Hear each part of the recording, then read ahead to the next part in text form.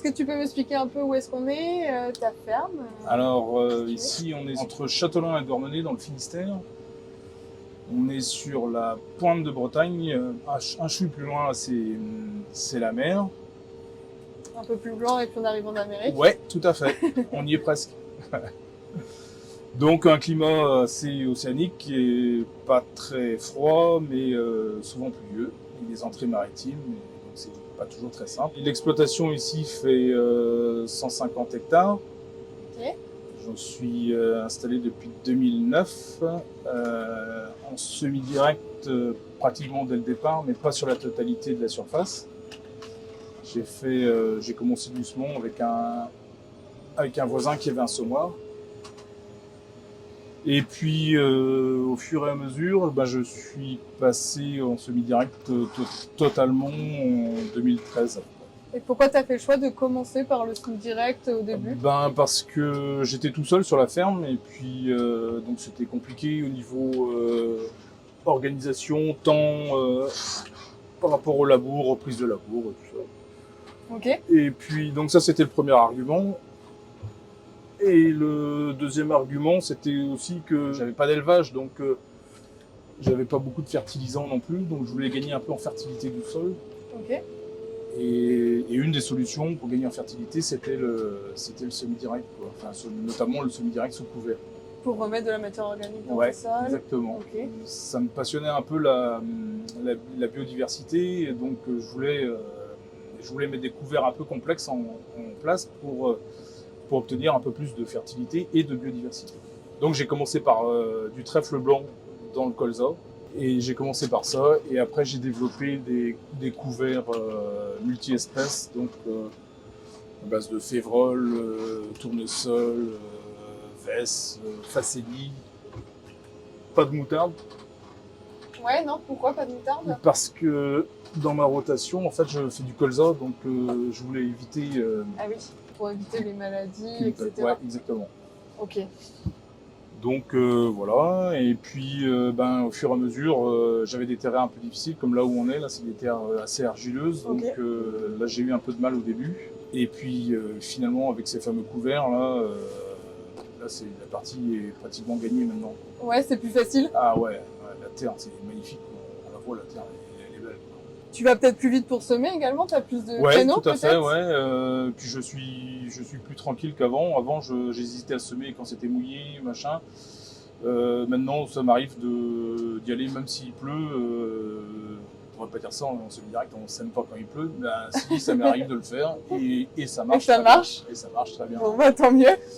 Sauf cette année, évidemment, où la suite de l'année était quand même très, très, très pluvieuse. Et puis, là, j'ai eu quelques échecs. Quand même. Ouais, tu t'en es sorti comment là? Ça a donné J'ai quoi? sur les 60 hectares semés, j'en ai défait 10 quoi. D'accord, ok. Parce que c'était pas noyés. trop sale Noyé, trop sale, ouais. Noyé, ouais. Ouais. Ok. Où je pouvais pas intervenir. Et t'as réussi à semer quand même au printemps derrière Alors, j'ai essayé de semer de l'orge de printemps, ça n'a pas marché. J'ai mis du sarrasin à la place pour la première fois. Alors, je sais pas ce que ça va donner, on va voir.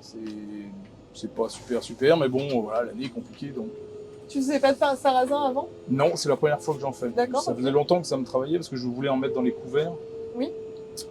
Et donc, c'était l'occasion. Et tu fais quoi comme autre culture? Blé, orge, avoine, colza, févrole, un petit peu de tournesol aussi. Et je fais beaucoup de légumes industrie aussi. Tu fais pas de maïs du coup? Et je fais pas de maïs, non, parce que, en fait, comme je suis pas éleveur, je vois pas bien l'intérêt de faire du maïs grain. Ouais, et puis avec le climat et le secteur, c'est peut-être difficile à Voilà. récolter. Donc on récolte tard, souvent dans des conditions humides. Le maïs lui-même est humide, donc des frais de séchage assez élevés. Et du coup, je récoltais du maïs fin octobre, début novembre, mais j'arrivais à semer mon blé qu'à la mi-novembre, on va dire. Oui, ok. Du coup, en semi-direct, je me trouvais beaucoup trop tard. Oui, parce qu'en semi-direct, vaut mieux semer Le plus tôt tôt possible. possible à l'automne. Ouais.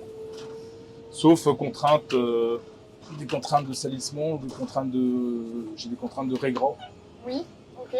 Le régras permanent là, ou persistant, je sais plus comment on l'appelle, bref. J'ai 2 parcelles qui sont contaminées depuis plusieurs années, là, D'accord. ça devient compliqué quand même.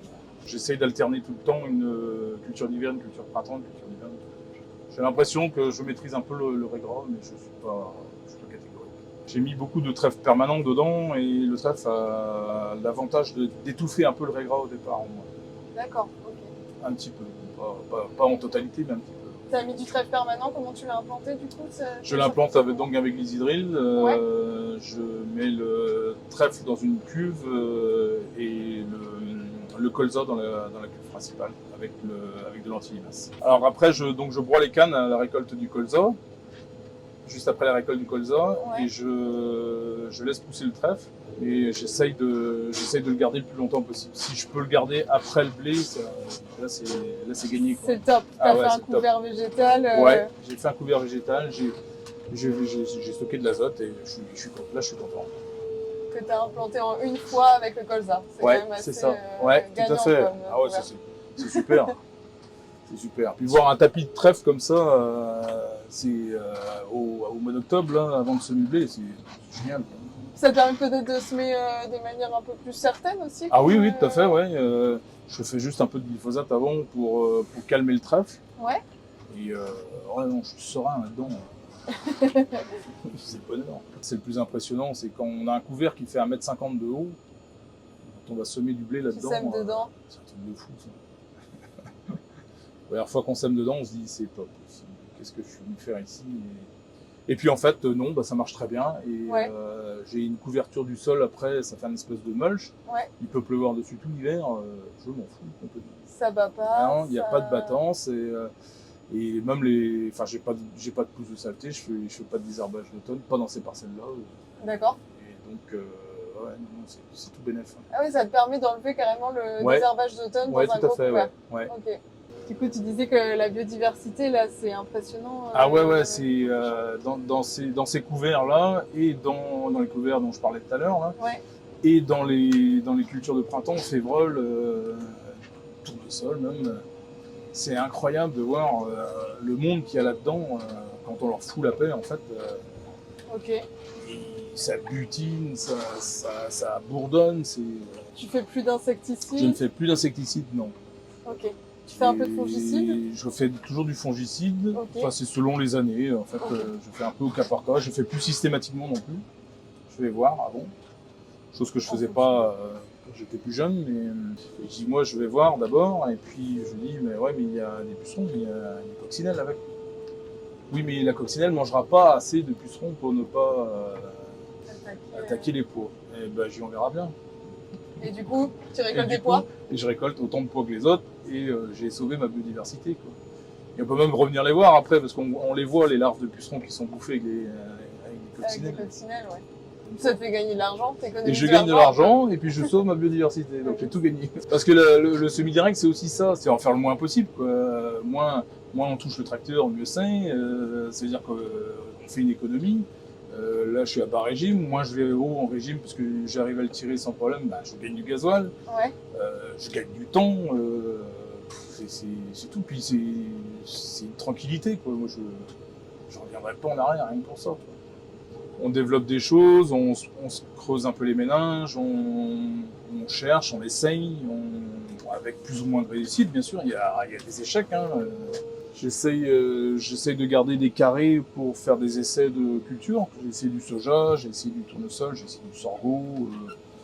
On peut se permettre d'essayer des choses comme ça parce que finalement on gagne aussi en marge. Il y a des trucs qui ont disparu, j'ai plus de renouer liseron. C'était un gros problème quand je suis arrivé ici, mais j'en ai plus. D'accord, ok. Et même tes marges ont donc du coup augmenté malgré le fait que tu aies sûrement augmenté ton coût de couverts végétaux? Ouais, tout à fait, oui. Après, j'en fabrique une partie moi-même. D'accord. C'est fou ce qu'on peut gagner comme argent derrière, même si on a dépensé un peu dans ces couverts. Oui, c'est un investissement finalement.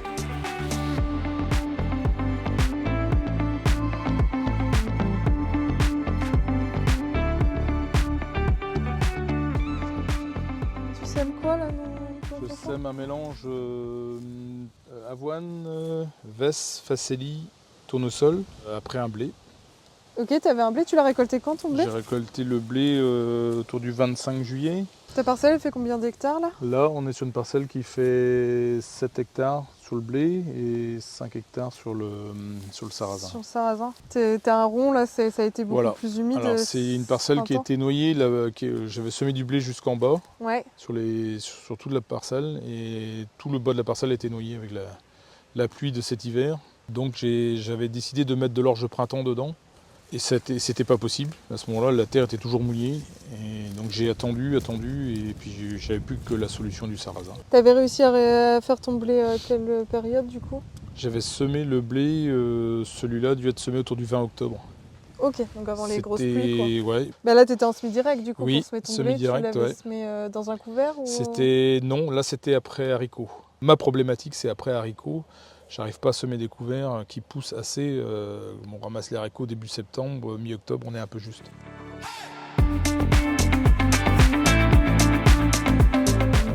On a un couvert végétal de févrole, Facélie, vesse, tournesol. Ouais.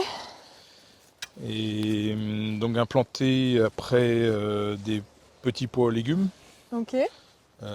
C'était implanté le 10 juillet. Le 10 juillet donc. Ouais. Ok.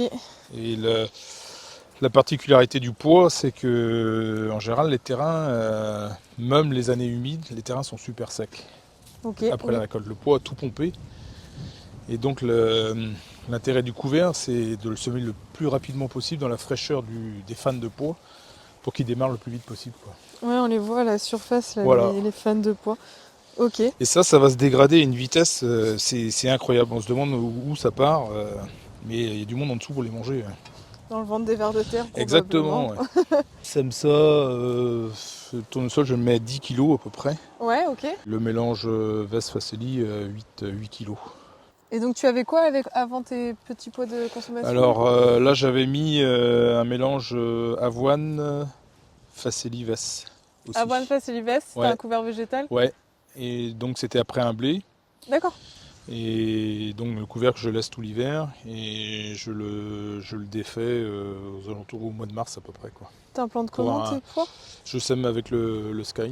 En semi-direct? Ouais. Ok. Selon la réussite du couvert, si j'ai vraiment beaucoup d'avoine sur le sol, là je mets un petit coup de déchômeur, quoi. Pour casser les résidus et pour que ça pousse un peu plus vite, quoi. Pour qu'ils disparaissent plus vite, mais je fais un coup à 2-3 cm, quoi. Et t'as pas de problème après pour passer avec le semoir pour semer derrière un déchômage? Non, le semoir, il n'y a rien à dire là-dessus. Ça passe partout.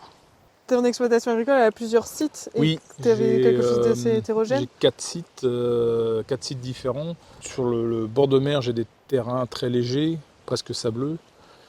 Et sur la ligne de crête en face, là c'est pareil, des terrains très très légers. Par contre, après, tout ce qui est en fond de vallée ici, c'est des terrains très argileux, quoi. Ok. Donc quand j'organise mes semis ou quand j'essaye d'organiser mes semis, je réfléchis beaucoup à ça par rapport à l'hydromorphie, justement, quoi. Ok. Il faut que je sème plus tôt, ceux que je peux garder pour plus tard, etc., quoi. Et donc, tu mets par contre les mêmes cultures sur les 4 sites? Les légumes, j'essaie de garder sur les terres les plus argileuses qui gardent de l'eau. D'accord, ok. Et j'essaie de mettre du colza sur les terres les plus légères. Donc j'alterne comme ça. Tu fais quoi comme légumes avec nos petits pois, haricots verts, flageolets. Le but c'est d'intégrer des légumineuses au maximum dans la rotation. Ce sont des super précédents en céréales, quoi. Oui. Ça me permet d'avoir des blés derrière. Justement, on parlait de problème de fongicides tout à l'heure. Souvent les blés après légumineuses en fongicides c'est light, quoi. Oui. On est sur des demi-fongicides ou un passage, 1,5 grand maxi, quoi. Et tu arrives à diminuer quand même, malgré le fait que tu aies récolté tes légumineuses, diminuer ton azote à apporter derrière ou pas du tout? Ouais, tout à fait. Ouais, pour l'azote. En fait, comme c'est des légumineuses d'été, l'azote est fixé dans le sol, il n'y a pas de souci avec ça. On a un effet starter qui est terrible sur les semis de blé après. Et après pois, c'est super important le couvert parce que c'est un terrain qui est souvent massacré à la récolte. Enfin, les machines de récolte sont très très lourdes. Oui. Si on n'a pas de couvert là-dessus, c'est un terrain qui va se damer. C'est du béton quand on sème du blé dedans, après. Mais tu trouves que la facélie, la févrole, c'est des espèces qui arrivent à bien reprendre? Une févrole semée début juillet, on avait fait le profil en septembre. On avait pratiquement 1 mètre de racines sur la févrole. Ouais. Ah, c'est impressionnant. Ah, c'est impressionnant. C'est pour ça que j'en mets partout maintenant.